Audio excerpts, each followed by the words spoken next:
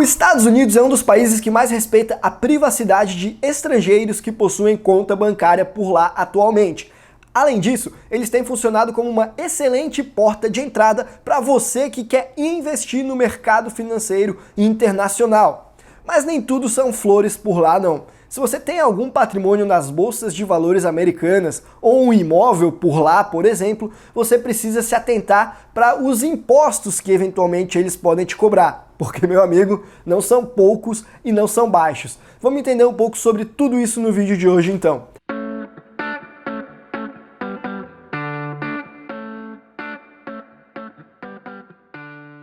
Pessoal, eu me chamo Guilherme, eu sou advogado especializado em Direito Societário Internacional e aqui no canal da Capital Global a gente conversa sobre estratégias de internacionalização e as vantagens que elas podem trazer para você na hora de ganhar mais dinheiro, seja empreendendo ou seja investindo. Falamos então sobre abertura de contas bancárias e de empresas no exterior, nos Estados Unidos, por exemplo, sobre investimentos internacionais, como por exemplo na Bolsa de Nova York, na Nasdaq, em criptomoedas e por aí vai, sobre ter um negócio global para poder ganhar em moeda forte, em dólares, por exemplo, sobre segunda nacionalidade, residência fiscal, blindagem patrimonial e por aí vai, privacidade financeira e por aí vai. Então se você gosta desse tipo de conteúdo, considere se inscrever no canal, ativa o botão das notificações e, é claro, não esquece de clicar no botão de gostei para que o YouTube entregue mais material como esse para você. Até porque hoje a gente vai falar de um tema realmente muito importante para todos nós, que é a questão dos impostos nos Estados Unidos. Como eu já mencionei em um outro vídeo aqui do canal, que eu considero um dos mais importantes, inclusive, os Estados Unidos é um país que não gosta de trocar informação bancária com outros países. Com o Brasil, por exemplo, ele só vai revelar basicamente o nome e o CPF da pessoa física titular de uma conta bancária por lá. A questão é um pouco mais complexa do que isso, eu recomendo fortemente que você veja o vídeo que eu mencionei, que eu vou deixar aqui no izinho se você quiser entender como que isso funciona com maiores detalhes. Em todo caso, isso tem funcionado como uma espécie de incentivo para que muitas pessoas, eu sei lá por quais motivos, resolvam deixar um pedaço do patrimônio por lá. Agora, esse definitivamente não é nem de longe o principal motivo para as pessoas fazerem isso. Provavelmente, o principal é por conta da porta de entrada que os Estados Unidos é para quem quer investir no mercado financeiro internacional. Para começo de conversa, só as bolsas de valores americanas, sozinhas, elas já representam cerca de 30 a 40% de todo o mercado de ações mundial. A título de comparação, aqui no Brasil a gente é menos de 1% desse mercado. Os Estados Unidos têm cerca de 15 a 20 mil estoques que você consegue investir por lá.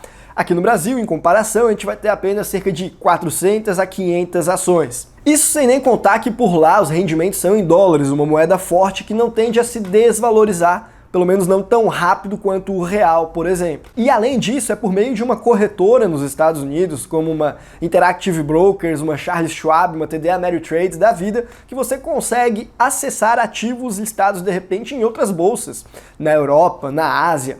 Enfim, são diversas as alternativas, os Estados Unidos acaba sendo uma excelente porta de entrada para quem quer construir capital de forma global e quem sabe até para fazer um negócio por lá, considerando que o mercado de lá é muito aquecido e existem diversos incentivos fiscais para estrangeiros montarem empresas por lá. Principalmente se a empresa não é focada no mercado americano, como eu já falei em um outro vídeo que eu vou deixar aqui no izinho também. Mas independentemente de qual for o caso, o ponto é, muitas pessoas têm dinheiro nos Estados Unidos e isso aí pode trazer vantagens, mas tem algumas preocupações quando o quesito é tributação. Você deixar o dinheiro paradinho lá, sem te dar renda, dificilmente vai ter um imposto de renda.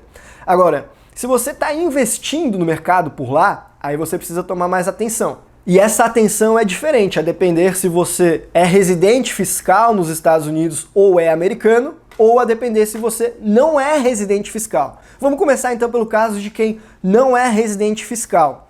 E o imposto de renda por lá pode incidir, por exemplo, quando você investe em ações e as empresas te distribuem dividendos ou ainda você recebe juros ou algum rendimento de forma passiva de algum outro investimento que você tenha por lá, que não seja necessariamente no mercado de ações. Nesse caso, essa tributação provavelmente vai entrar numa alíquota retida na fonte pelo governo dos Estados Unidos de 30%.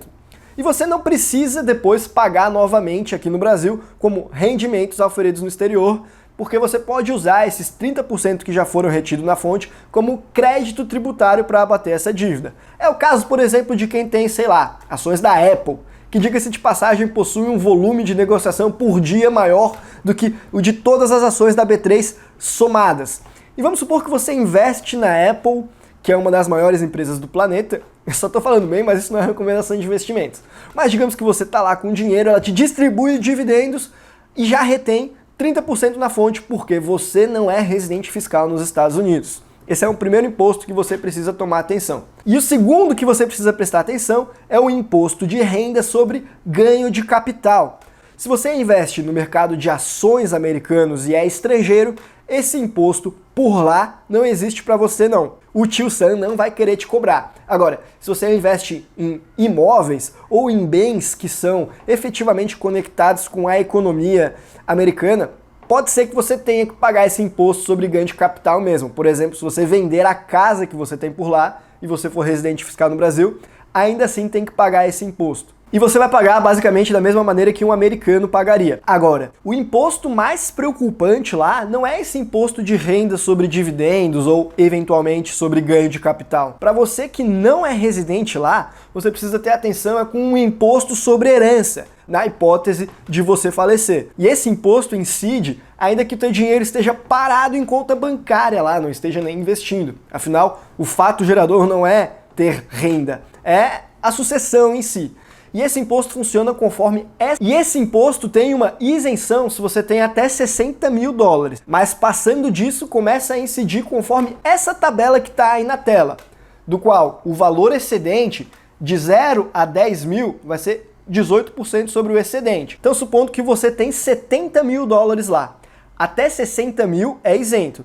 Mas esses 10 mil excedentes, que vão de 60 a 70, aí vai incidir um imposto de 18%. Essa é a maneira correta de analisar essa tabela. E aí volta aqui comigo. Veja que para quem está na última faixa aqui, que tem 1 milhão de dólares ou mais lá nos Estados Unidos, o imposto vai ser de 40% sobre esse excedente de 1 milhão. Pessoal, 40% é muita coisa. Pensa a dor que não deve ser isso. E talvez chegue a ser até um pouco mais, dependendo da quantia que você tem lá, se tiver a necessidade de fazer um inventário por lá também, o chamado probate, que pode te custar mais uns 8% sobre o patrimônio que você tem lá. É claro, provavelmente são poucas as pessoas que estão nessa última faixa que o imposto é 40%. Mas ainda que você esteja nas primeiras faixas, deixar 18%, 32% que seja, nas mãos do imposto ali já é algo muito significativo. Provavelmente ninguém vai gostar disso daí não. Agora, a boa notícia é que, diferente do imposto de renda sobre dividendos, que ele vem retido na fonte 30% e não tem como escapar, aqui no caso desse imposto sobre herança, se você fizer um planejamento sucessório, você consegue evitar a incidência dele de forma totalmente dentro da lei. É o seguinte, ao invés de você, pessoa física, investir nos Estados Unidos e ter, sei lá, 1 milhão de dólares lá, você vai ter uma empresa em um paraíso fiscal e essa, por sua vez, é quem vai ter os 1 milhão de dólares lá nos Estados Unidos. Assim, caso você faleça, caso você parta dessa para uma melhor, você faleça, o objeto de herança do teu patrimônio para os teus herdeiros não vai mais ser 1 milhão de dólares na conta lá nos Estados Unidos. Vão ser as cotas dessa empresa que você possui em um paraíso fiscal, que por sua vez vai ser quem será a dona dos 1 milhão de dólares da conta bancária por lá. Veja, não teve sucessão nos Estados Unidos então. A sucessão foi da empresa em um terceiro país, em um paraíso fiscal, e lá não tem imposto sobre sucessão. Você dribla tudo isso de forma 100% dentro da lei.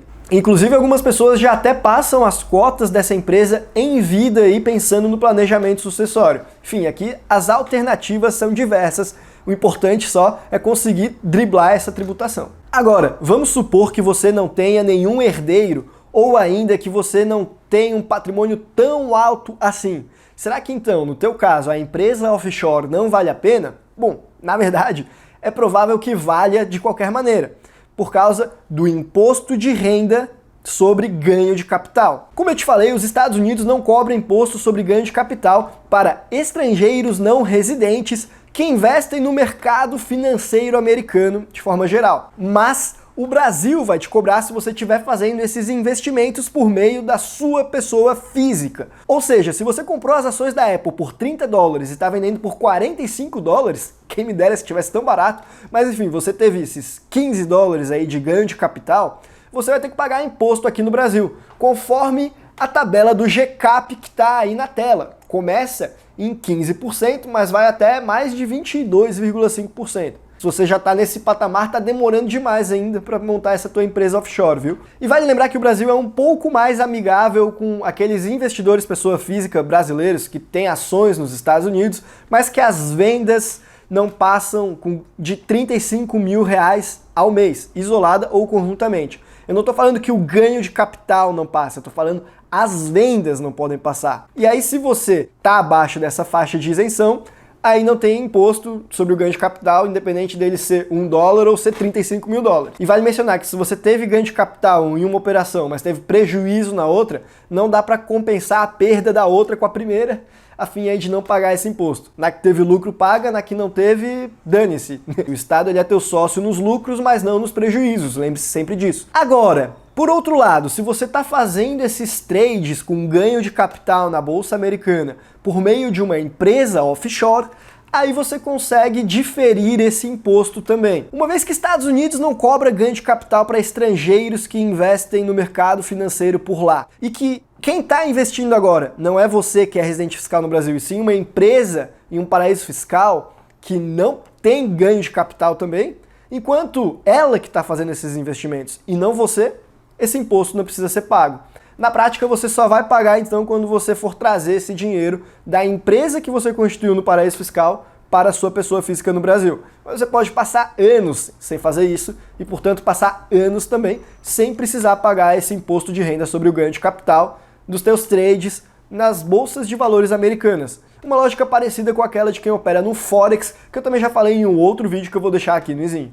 Mas enfim, agora que você já descobriu como é que funciona a tributação dos Estados Unidos para estrangeiros que possuem patrimônio por lá e já ficou com os cabelos arrepiados ao descobrir que ela pode chegar a 40% no caso da sucessão, vamos entender um pouco como que funciona para quem é residente fiscal nos Estados Unidos, para quem é americano também, porque daí a regra é totalmente diferente. Para começar, o imposto de renda sobre ganho de capital para americanos ou residentes fiscais nos Estados Unidos que investem na bolsa de lá, aí ele existe. Ele vai ser de 0, de 15% ou de 20% para quem fazer aí um trade de longo prazo, segurar o papel por mais de um ano. Agora, para quem faz trades de menos de um ano, esse imposto entra na alíquota de 10% a 37%, conforme é a alíquota base aí do imposto de renda para quem é residente fiscal nos Estados Unidos. O imposto sobre dividendos ou de juros para quem é residente fiscal nos Estados Unidos e recebeu da Apple aí uma distribuição, por exemplo, a mesma coisa, vai entrar nessa faixa aí do imposto de renda americano de 10% a 37%. A faixa de isenção para esse caso não vai ser só $60 mil não, vai ser infinitas vezes maior. Para o indivíduo vai ser 11,7 milhões de dólares e para o casal vai ser de 23,4 milhões de dólares. Ao menos essa é a isenção temporária que foi estabelecida para estrangeiros que são residentes fiscais nos Estados Unidos. Então, definitivamente, você não precisa se preocupar com uma empresa offshore para fins de planejamento sucessório.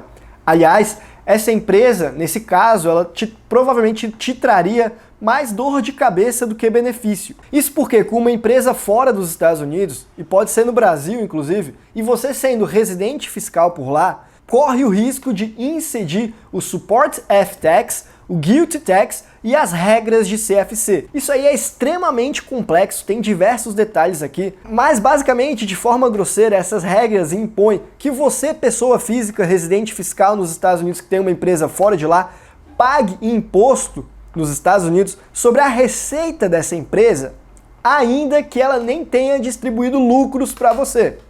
Como eu falei, tem diversas peculiaridades aqui, mas a ideia grosseira é essa, então você precisa se antever a esse tipo de coisa e fazer um planejamento eficiente. Se você está se mudando para os Estados Unidos e tem empresa no Brasil, é importante você fazer isso antes mesmo de se tornar um residente fiscal por lá, para evitar ao máximo qualquer tributação.